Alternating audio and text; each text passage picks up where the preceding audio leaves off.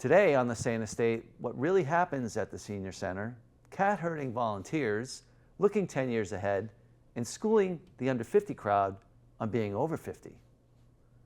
Welcome to the Sane Estate, a podcast all about Ipswich, Massachusetts, and what Ipswich is all about. I'm John Woolforth, your service dog, on this edifying journey where we explore the people, places, and things of this larger-than-life small town.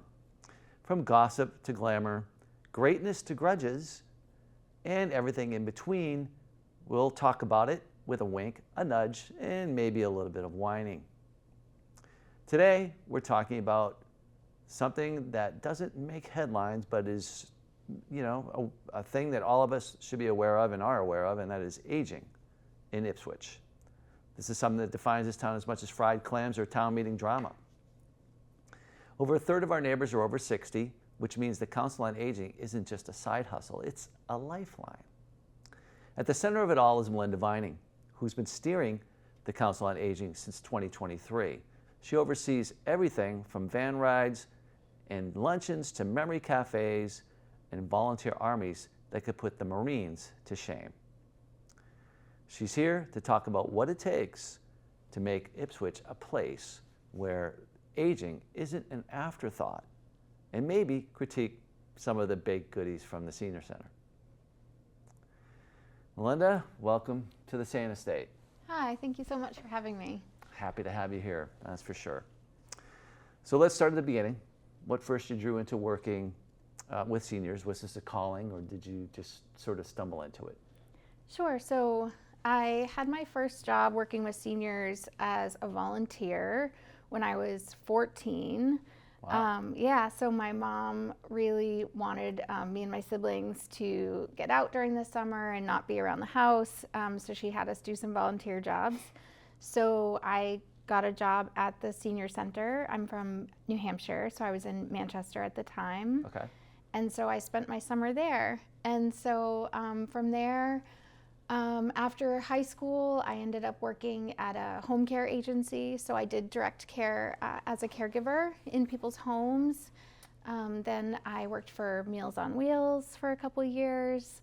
And then more recently, I spent about 8 years working with kids and families.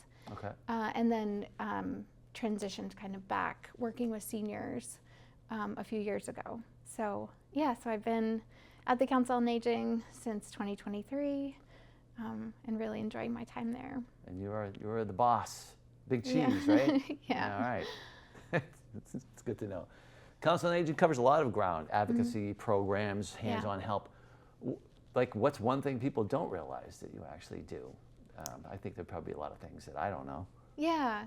So I think people don't realize the extent of the social services that we offer. It's really a huge part of our organization, and it's a huge part of how we spend a lot of our time. Mm-hmm. So really anything related to outreach and providing referrals to different outside organizations, but really a lot of one-on-one help with helping people with housing applications, helping people find, food benefits, help with applications for, different kind of health insurance. And then transportation is a huge piece as well. Right. We do a lot of that. And then, the programming is another big piece.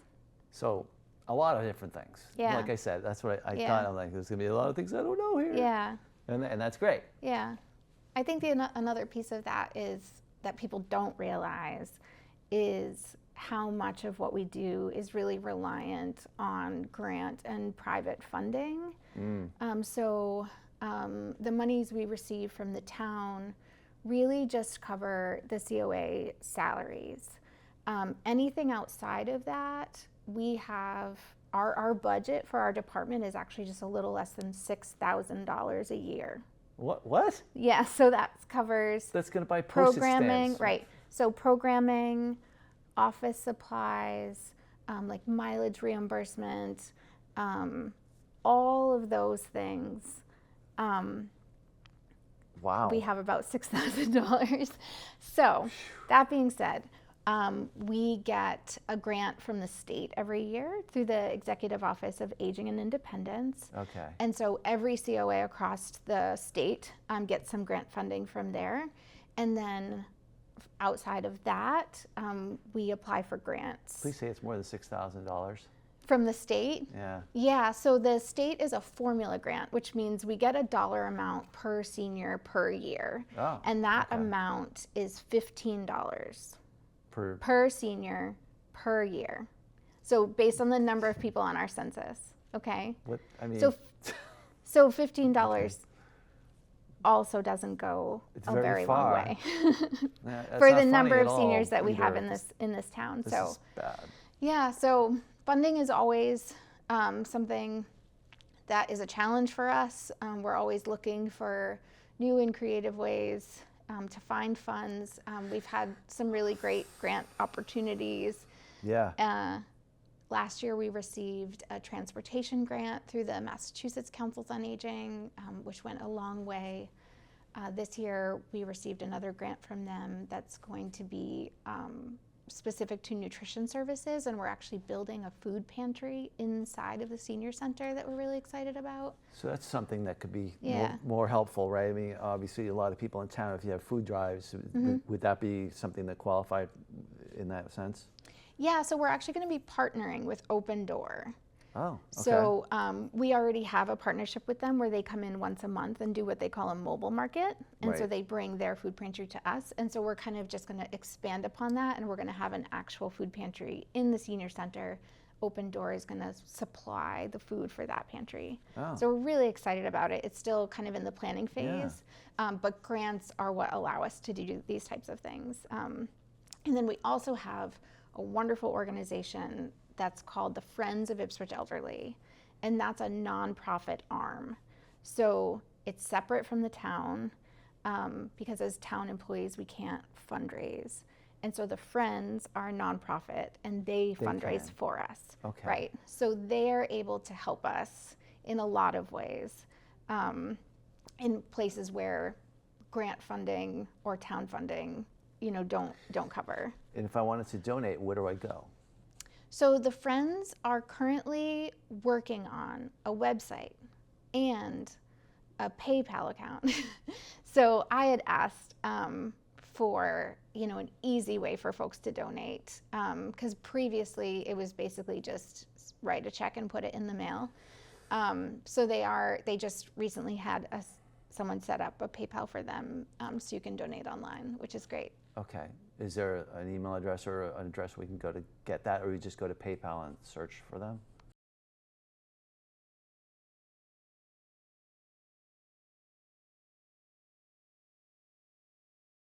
So I can be reached at melindav@ipswichma.gov.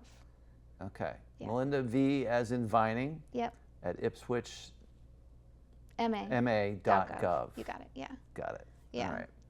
The Friends also fund a couple programs that are really near and dear to my heart. So the first is called Project Warm Home. Mm-hmm. So this is basically it's a fuel assistance program that's privately funded through donations. And what we do is for eligible seniors, they would go through the process to get fuel assistance, like through the state. Mm-hmm. And then once those benefits have been exhausted, our program kicks in and they can use up to $1,000 a year in fuel assistance through the Friends of Ipswich Elderly. So the program is managed within the COA, but it's funded through the Friends. One thing that we're really concerned about this year is the federal impacts, the federal cuts that are potentially impacting Right. fuel assistance, which is known as the HEAP, so Heating and Energy Assistance Program. Okay. So the federal budget that was initially released had that funding zeroed out. So it's still in the works.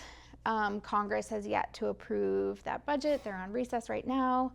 but organizations across the country who manage these fuel assistance programs for the state. So typically the state would fund the local organizations and then get reimbursed through the feds. But there's really no information yet as far as what that funding could look like if Congress decides to put money back in. Will it be the same amount? Are they going to go back to some previous years' funding levels? We're really, really hoping it does not stay at zero for obvious reasons. The impact that could make on us locally is pretty significant. Well, we know that people in need don't go on recess. And I'm sure we can count on Congress to do the right thing. I hope so. We have heard that there's bipartisan support to fund the program. We just don't know at what level. But what it means for our program is that typically when people apply, we say, yes, when the time comes, you'll have up to $1,000 a year. Some people don't use that full $1,000. Some people don't access it at all. So we're able to approve a lot more people than maybe we even have the funding for. But our concern is that if there is no HEAP funding, then people are going to be looking to access those funds from us immediately, as soon as the fuel season begins. So it's like a bank run. So we don't have the financial capacity to cover that difference between the potential benefits that folks would be losing. So we've had ongoing conversations both with the COA board and then the Friends board on how we can really make sure we continue to serve the same number of people. We also anticipate more people applying for the program because of other financial needs that are occurring because of a combination of things, whether it be lowered SNAP benefits or increases in rent, and folks are on a fixed income. So all of these things are kind of coming at the same time. So our board is really working to fundraise specifically for the Project Warm Home so that we can be confident for this upcoming fuel season that we can provide the same level of service and benefit to folks who are in need of heating their homes. The program was started by an individual donation that was then matched by a grant. And this was like 10, 15 years ago. And the program has continued through really generous gifts from our neighbors and from local businesses and grants as well. But that's definitely a focus for this fall for our board, really trying to make sure that we can kind of get to that account to like a really comfortable level where we can still be able to provide that same dollar amount to the same number of people. What we really, really don't want to happen is either having to decrease the benefit amount or decrease the number of people that we serve. So that's kind of what we're trying to avoid right now. So yeah, those are some of the challenges that we're up against right now. I can imagine they've been, exponential in the last year or so since things have changed so much. Well, anyway, obviously very critical issue, and I wish you luck on that, and I hope it goes where you need it to go. Thank you. Now, as far as the senior center goes, I mean, my mentality, my perception of the senior center is, bingo and bad coffee.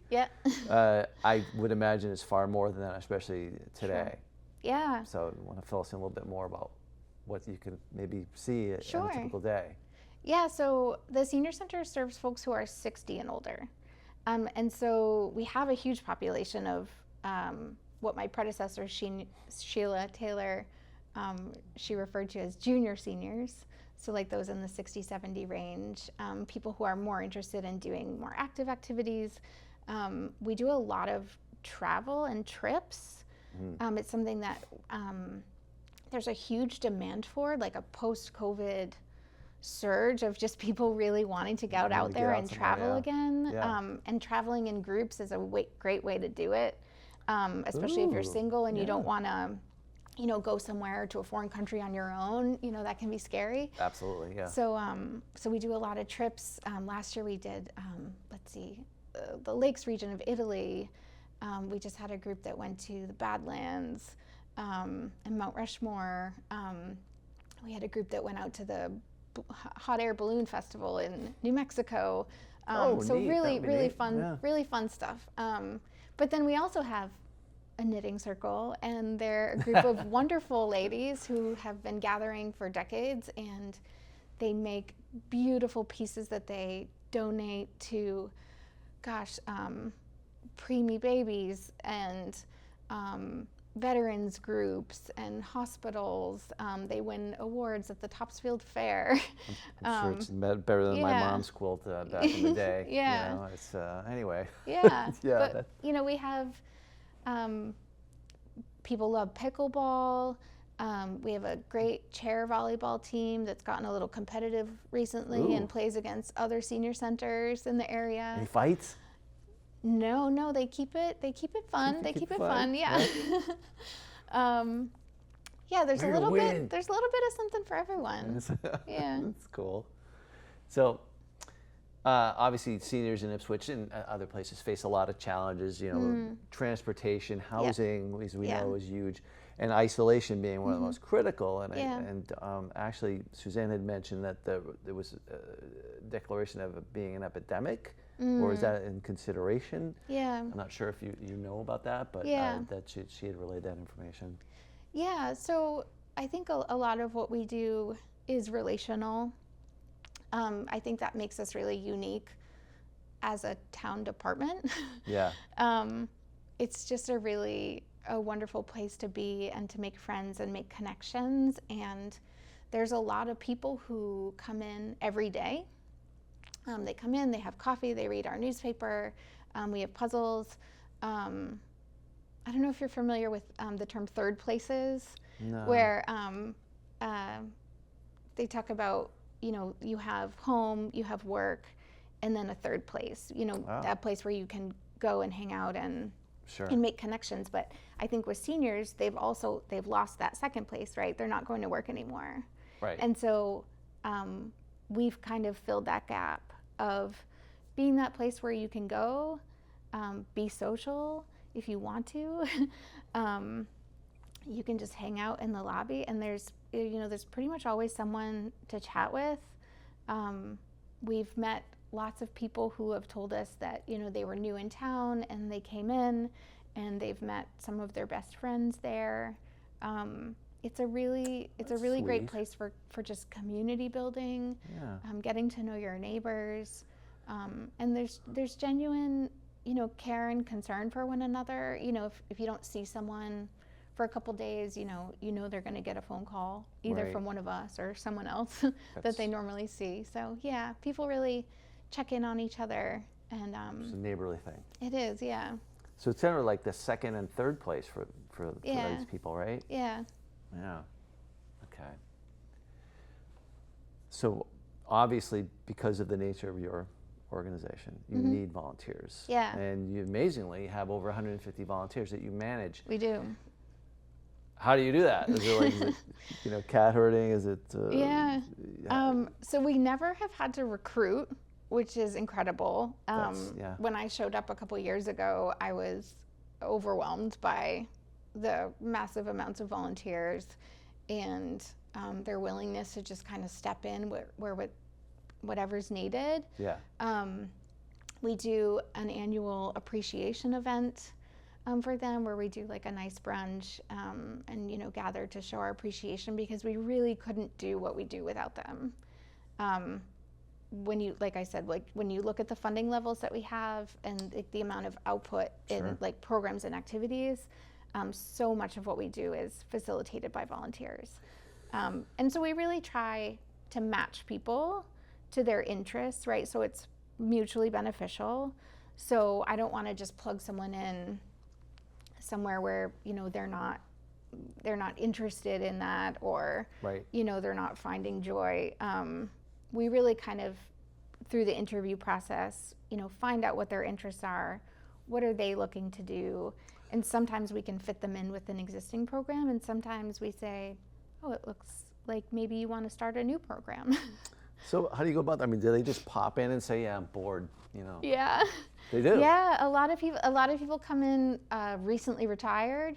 One lady recently came in and was like, I retired 2 days ago. I'm ready to do something new.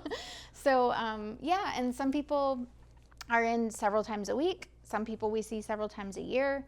I think one of the biggest needs, and something that we have grown a lot in, is our medical ride transportation program.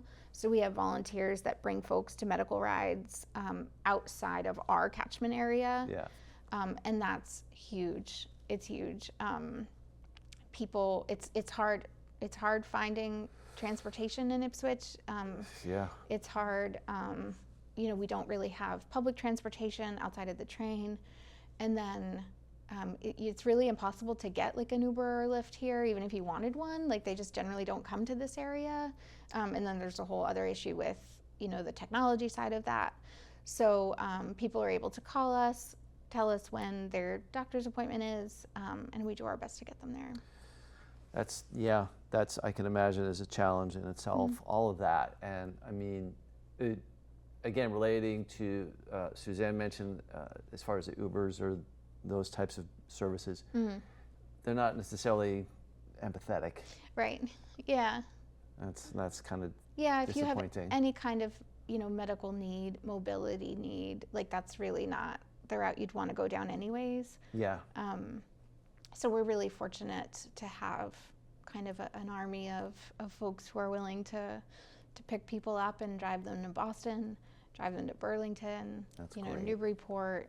Yeah. And did you get a new van? We did. So this past year, we got a new van. We had a patron who passed away a couple years ago and left us in his will $100,000 to buy a van. Ooh, with the specifics. big van. With the specifics that it have comfortable seats. And so Sheila Taylor had, placed the order for the van before she left. They take like a year to build and come in. Wow. So we finally got it this past October, and got to have a really great first ride with the donor's family. We had invited them to come. Oh, that's sweet. And take the first ride with us. But yeah, again, just speaking to the generosity of this community and the support that we've received, just to be able to do what we do has been really overwhelming. So there you go. Ipswich does take care of its own. Yeah. I mean, those types of things illustrate that point. I mean, aside from that particular story, which is amazing, is there's just something else maybe where it made you feel great about being here and being in the position you're in? Yeah. Because you're seeing this kinds of caring in action. Is there something that stands out? Honestly, I feel like I have those experiences daily, which really so we had a circumstance recently where we had some blinds and curtains that were falling down in our cafeteria, and there was this couple who was coming in for line dancing every week, and they said, oh, hey, we own a blinds shop and we would love to repair these for you. We're not even going out and asking for things. People are showing up and saying, we see a need and we want to meet that need for you. That is amazing. We have a couple storage rooms that got really overwhelmingly messy. Yeah. And there's 2 volunteers that help in our kitchen who just showed up and pulled everything out and organized it and put it back. And again, it's like we don't even ask. People just show up. It's just that's empathy, right? That's seeing there's a need, or someone needs help, or something needs help. I can't see anything better than that. I mean, that's just really good to hear, right? Especially Yeah. for me, I'm a super cynical person, so I'm going to buy that. Yeah. I'm all in on that one. Yeah. So leadership styles vary. Mm-hmm. You know, you being the big cheese, as I mentioned, whatever. It's like, how would you describe your leadership styles? You're like, clipboard commander? Are you the dictator, the referee? What's it going to be? Yeah, I'd say I think for my first year, I was really more interested in absorbing everything and learning from the staff how they do things. I inherited an amazing organization that was functioning very well with an incredible team of staff who cares deeply about what they do and for the people that they serve. And so, after my first year, after kind of getting settled, then I started feeling more comfortable, either making changes or adding new programs and things like that. But I'd say it's really collaborative. I really like to give the staff a lot of autonomy and creativity, and like if they have an idea, like let them kind of run with it. Like the food pantry was the idea of one of my social workers, and she was like, this is something I feel like would be really beneficial to our patrons. So I said, all right, I'll write the grant, and then you run with it, Wow. So just really letting them kind of follow their own passions, like play to their own strengths. Right. Yeah, I think that's kind of how I lead. I think that's important. It shows that you care and that you value the input of the people that you work with. Yeah. Right? So that's awesome. Awesome. Ipswich in 10 years. It's hard to imagine, right? Yeah. I mean, but then again, we blink and it's 10 years later because Yeah. time goes by so quickly, or it seems to be, anyway, to me. What would you like to see changed in the next 10 years in Ipswich? Where would you hope to see us as a town when it comes to recognizing the needs of our older generation or our older population, and what do you think would be one of the best things to happen to make things better for them? Yeah, I would really love to have our own building, like a standalone senior center. So you don't? You don't? No, we're inside town hall. So we're in the lower level of town hall. Is that like next to the bowling alley? There's no bowling alley. Yeah. So we have, so parking is always an issue because obviously it's the whole town hall. So when there's other groups or meetings coming in, like parking is just always a problem. And then space. So we have some dedicated space that's just ours, but a lot of the rooms that we use for different programs like our art classes and all those different things are shared spaces. And so sometimes other organizations like will be using those rooms, and so then we have to kind of like get creative and find other spots to put people in the building. So just space weird, and parking are huge. I would love someday, to have our own building. I've toured some other senior centers in the region, and I've been really jealous of some of their facilities. And then I think as far as our own growth as a COA, I think just being able to continue to serve the needs of our population, which is aging, so increasing transportation offerings, increasing social service offerings, needing to hire more staff to do each of those things, and just growing with our aging population. So can you maybe theorize or on why these other towns may have more resources or more financial backing to have a better, more sophisticated or more modern senior center? Yeah, I mean, I guess it depends. Some of them were able to move into like existing buildings that were vacated by maybe something else. Some of them, owned by the community. Owned by the town, yeah. Okay. And some of them, were funded in a way that, to just, build a new building. I think with the state of things in the town right now, with the number of buildings that are decrepit, I think that would be a big ask for us right now. But I do hope that, you know, in the future, that's something that we could think about. It seems like we're falling down all of that. Like, where's the, you know, the schools for the kids, and that, you know, and then where's our town safety built? Well, I think that's finally going to happen. So there's something, regardless of this, some of us don't like the look of it. Hey, it's more about function than look. I'm just going to say that. But beyond that, I'm sort of digressing. But the point is the same, that you're sort of in the line at the deli, right? You got to take a number and hope to get called sooner than later. So sucky, in that, you know, aspect. So outreach, it's critical. You know this, right? Especially for seniors who stay home or feel disconnected. Can you tell us a story of like where outreach might have or truly changed someone's life? Sure. Beyond what their expectations would have been. Like, you know, they're feeling like they're just alone and nobody cares anymore. But now what are some of the things that you've done to get these people to feel like, you know, they can breathe or they can live again? Yeah, I think that became even more challenging, you know, kind of post-COVID, where people were so severely isolated, and especially the elder population being even more isolated than the rest of us. So that's terrible. Kind of encouraging folks to come out, making individual invitations to things, you know, why don't you come in for one of our lunches, trying to connect people to each other even, you know, if one of the staff, you know, personally invites someone to a luncheon, then, you know, greeting them, introducing them to other people, maybe bringing them to a table saying, you know, this is so-and-so, and just helping people make those connections, because I can imagine it would be really daunting to just walk into a room with 60 people and just find a seat and sit down, right? It must be like in school, like walking into the lunchroom if you're a new student.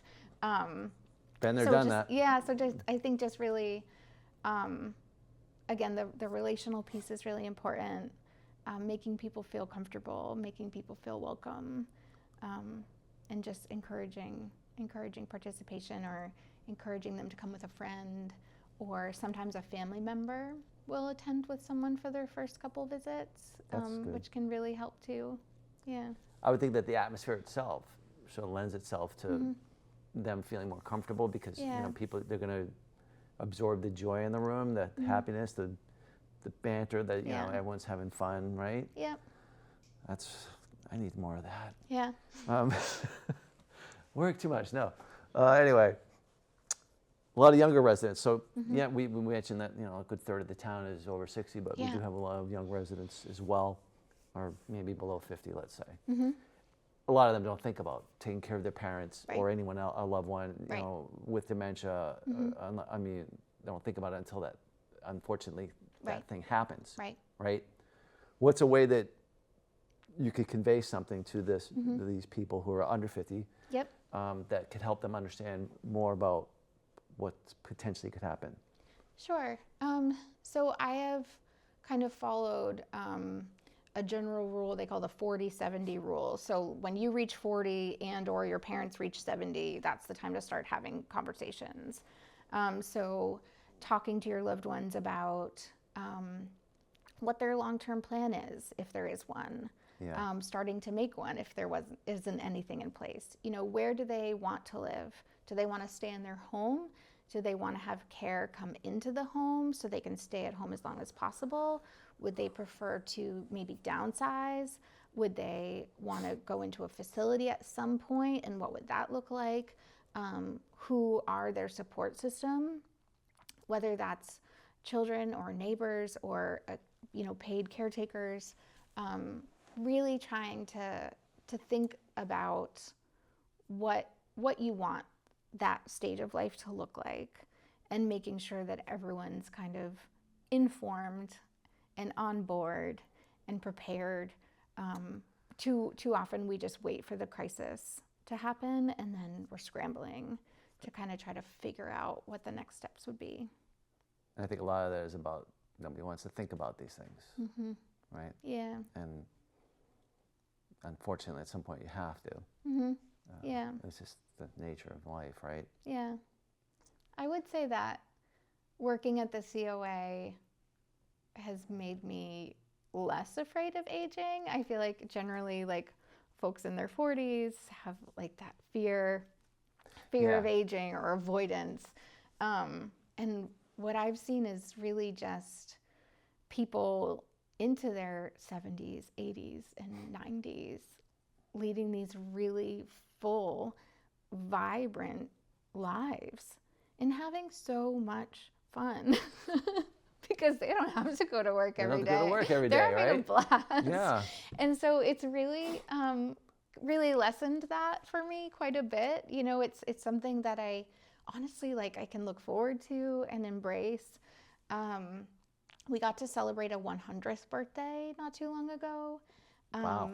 Yeah, so we had a party. Her family all came. Senator Tarr came. The select board came. And she is sharp as a tack.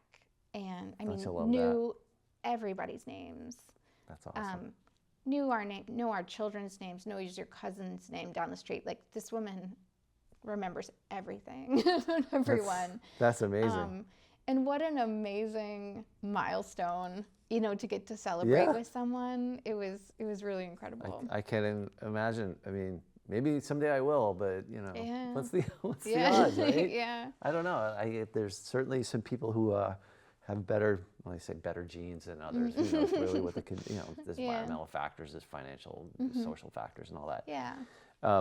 But I think one of the amazing things about what you're saying is that you're enabling people in these age groups to do things perhaps beyond their budget because of organizations such as yours that exists to help them. Yeah. And I think that's just fantastic in itself. Yeah. So. Thanks. But beyond the programs and services, what's one small thing anyone in town can do this week or this month or any time to, make an elder's life feel better or be better in some way, whether it's your neighbor, your loved one, family member, whatever it is? Yeah, I mean, I would say pick up the phone. We try to do that as much as possible. If there's someone that we haven't seen in a little while, just calling. Sometimes it's a 2-minute conversation. It's just, hey, I was thinking of you. We haven't seen you, or, how are you doing? How are you feeling? And just checking in, letting people know that you're thinking of them. I mean, if you have a neighbor that just knocking on the door, saying hello, just making those connections, I feel like go a really long way. Absolutely, I agree with you. You've talked about a lot of the rewarding aspects of your job, and this is all of these things that have come to you or that you've experienced. Yeah. Did you know that this was going to be part of it when you started out? Where did you see it? How did you see it when you first started versus how you see it now? Like working at the senior center, and I mean, I was really surprised at the number of services. I was really surprised by, I've mentioned it, but the generosity of the community and supporting us. I had no idea, going into it, like the financial piece. So learning about that, I think, was really eye-opening for me. I mean, some of it was what I was expecting, and some of it wasn't. But it's all just kind of been a fun learning experience along the way. Can't ask for more, right? Yeah. And it's also been very not rewarding, we've used that word, but I'm saying more like satisfying, right? Yeah, absolutely. And that compels you to keep going and just do more, right? Yep. And along those lines, speaking a little bit from personal experience, but when somebody, how do we phrase it? So somebody is, we just talked about the 100-year-old, right? Yeah. She's very vibrant and everything. Yeah. Everything's there. But then symptoms start of like dementia, right? is it always quickly that they'll go downhill, or is it something that sometimes takes quite a long time? Yeah, it's really dependent on the person, and it always looks different. And there's limitations to how we can intervene. But generally, when we start to see a decline is when we start kind of looping in other organizations or referring out to other organizations that can provide like the support that person needs. People are always welcome to continue to come to the senior center. There's sometimes situations where people require like an aide or a family member to accompany them, right? So like if there's dementia or Alzheimer's, it gets to a point where the person wouldn't be safe to be independent or left alone. That's when we would ask that someone accompany them. But yeah, it's always very different. We generally are able to utilize other local resources to really get people the support that they need. That's good to know. Yeah. All right, let's lighten the mood a little bit here. Okay. So that thank you for all the Yeah. answers and the questions, Sure. answering the questions that I asked. Yeah. And a lot of information there. And as I said before, we're going to get the information on our Facebook page for contacting Melinda and any of the organizations that she recommends that perhaps some of us might want to find out more about. So lightning round. Okay.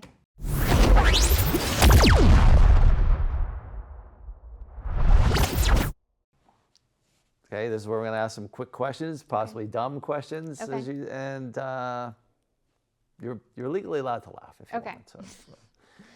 All right. Are you older today than you were yesterday, or younger than you were tomorrow, or you'll be tomorrow? Both. Bing, bing, bing. She wins a Cupid doll. So that's who wins a Cupid doll anyway? So when the COA has competitive activities, does everyone get a participation trophy? No. No. Well, I'm not playing then. No. Because I'm never gonna win. All right.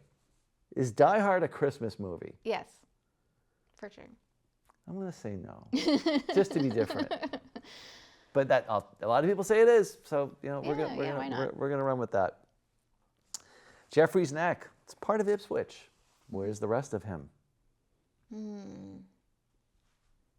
Part of him. Well, in the ocean. Clam Flats? Yeah. Perhaps? Sure. Yeah. Perhaps, right? Yeah. Hopefully he's not in the wastewater. Oh gosh. That wouldn't be. Yeah. Wouldn't be a lot of fun. No. All right. Would you attend the Roaring Twenties party in the 1930s? No. Why not? No, you need at least 2 decades to pass. You heard that one, huh? Before. That's kind of my personal opinion. It's like classic rock. I wouldn't go to like a 2010s part, like a 2015 party, right? Would you?